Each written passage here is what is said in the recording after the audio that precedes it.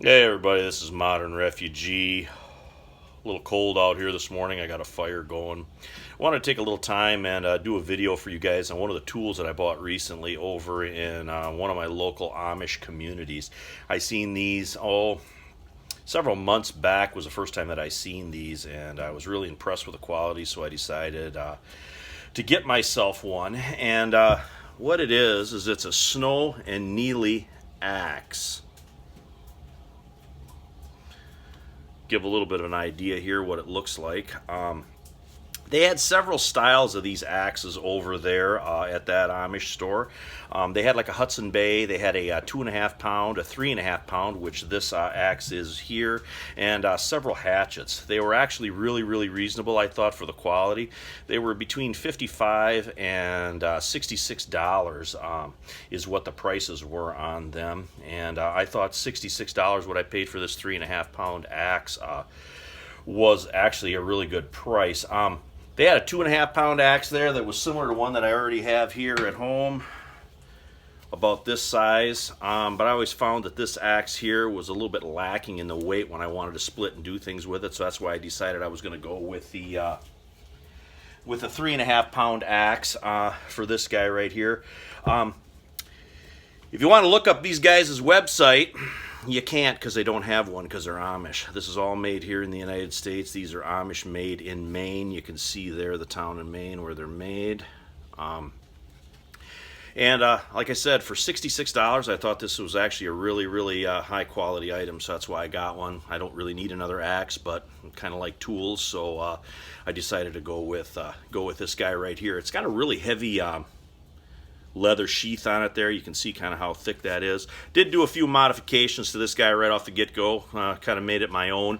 First thing I did is I put my hot beeswax treatment here on my leather, like I do all my leather goods. Kind of showed that in a previous video with an Ontario knife handle that's got the leather handle on it.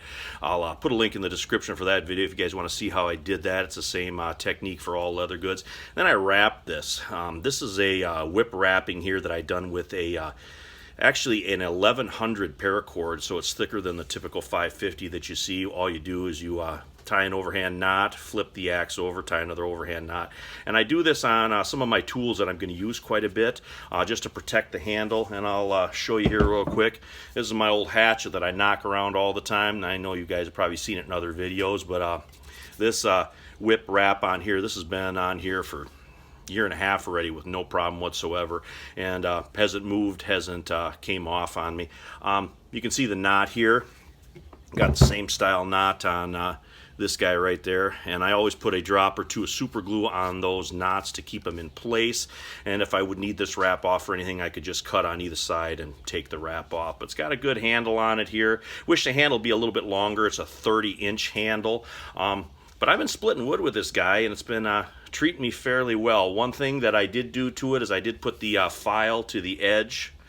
Pop this sheath off here. Did put the file to the edge a little bit.